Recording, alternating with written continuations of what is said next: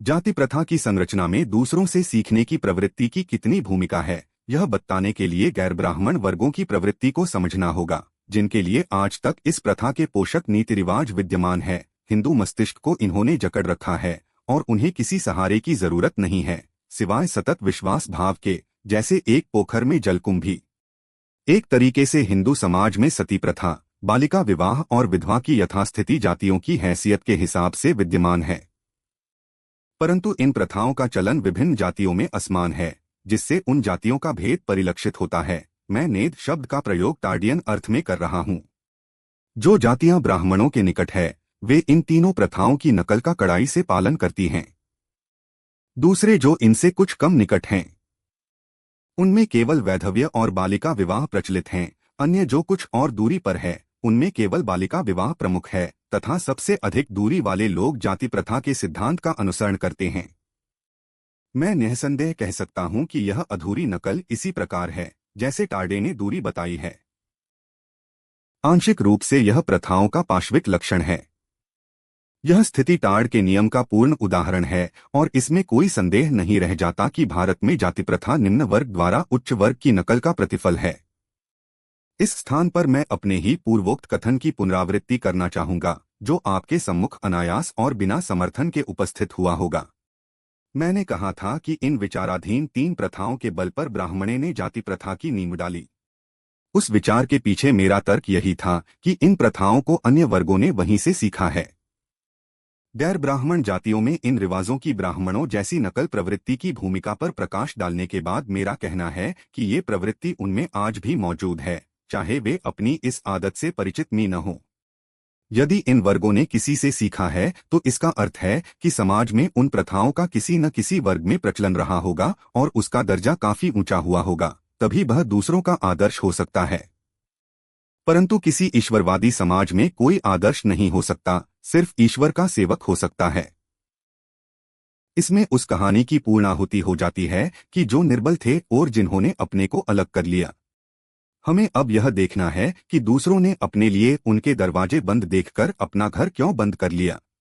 इसे मैं जातिया के निर्माण की क्रियाविधि की प्रक्रिया मानता हूं। यही कारीगरी थी, क्योंकि ऐसा अवश्यंभावी होता है।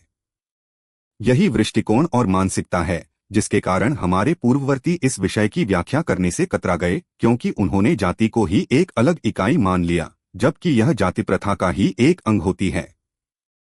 इस चूक या इस पैनी दृष्टि के अभाव के कारण ही सही अवधारणा बनने में मदद नहीं मिली है।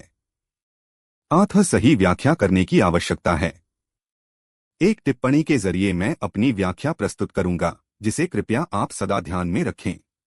वह टिप्पणी इस प्रकार है: जाति अपने आप में कुछ नहीं है, उसका अस्तित्व तभी होता है जब वह सारी जातियों में स्वयं भी एक हिस्सा हो। दरअसल जाति कुछ है ही नहीं, बल्कि जाति प्रथा है। मैं इसका उदाहरण देता हूं। अपने लिए जाति संरचना करते समय ब्राह्मणों ने ब्राह्मण इतर जातियां बना डाली। अपने तरीके से मैं यह कहूंगा कि अपने आप को एक बाड़े में बंद करके दूसरों को बाहर रहने के लिए विवश किया। एक दूसरे उदाहरण से मैं अपनी बात स्पष्ट करूंगा।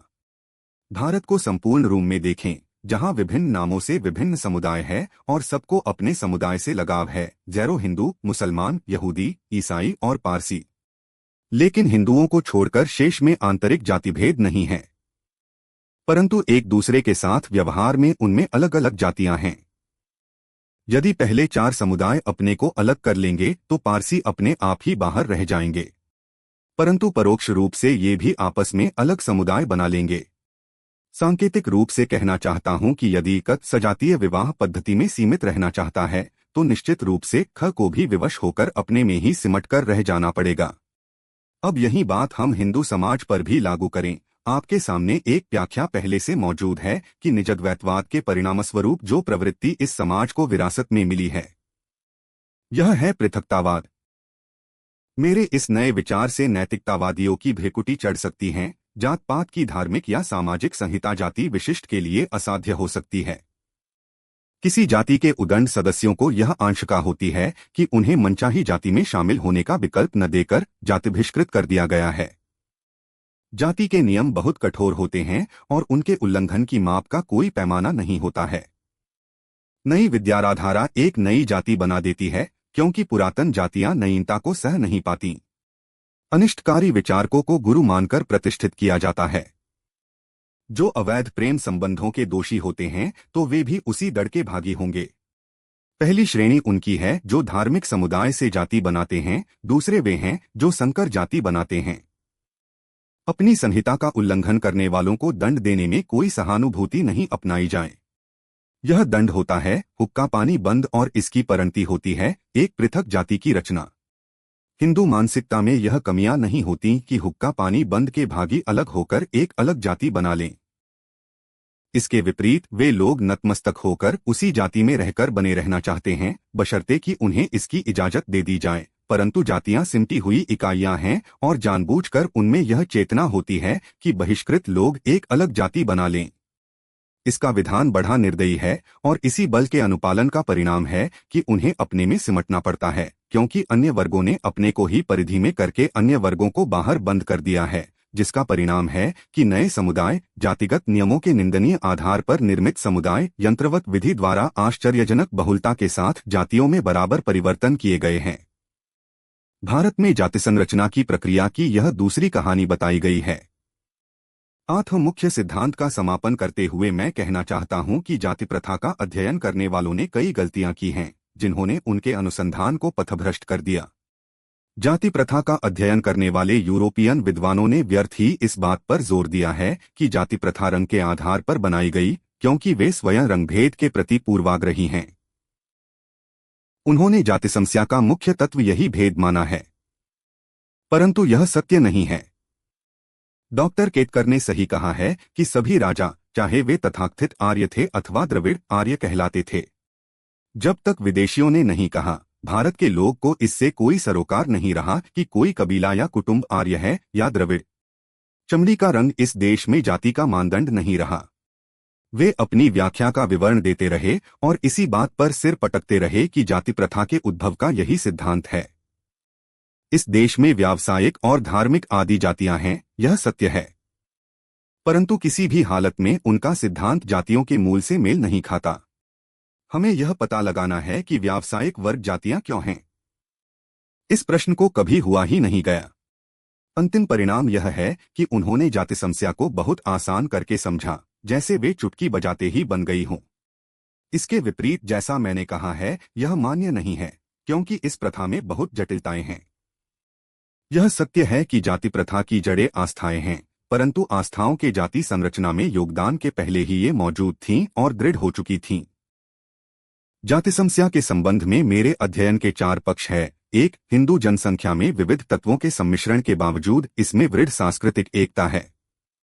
2. जातियां इस विराट सांस्कृतिक इकाई अंग है। 3. शुरू में केवल एक ही जाति थी। और 4. इन्हीं वर्गों में देखा देखी या बहिष्कार से विभिन्न जातियां बन गई।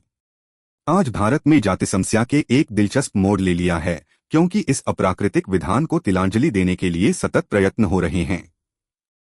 सुधार के ये प्रयत्न जातियों के मूल से संबंधित विवादों से उत्पन्न हुए हैं कि क्या यह प्रथा सर्वोच्च स्तर के आदेशों से हुई या यह विशिष्ट परिस्थितियों में मानव समाज के सहज विकास का प्रतिफल है।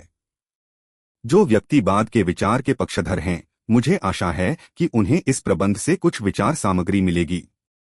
इस विषय के व्यावहारिक महत्व के साथ ही जाति प्रथा एक सर्वव्यापी व्यवस्था है और इसका सैद्धांतिक आधार जानने की उत्कंठा मुझ में जगी। उसी के परिणामस्वरूप मैंने अपने विचार आप लोगों के सम्मुख उपस्थित किए, जिन्हें मैं सार्थक मानता हूं, और वे बातें आपके समक्ष रखीं जिन पर यह व्यवस्था टिकी है। मैं इतना हठधर्मी भी नहीं हूं कि यह सोचूं कि मेरा कथन ब्रह्मा वाक्य है या इस विचार विमर्श में योगदान से बढ़कर कुछ है।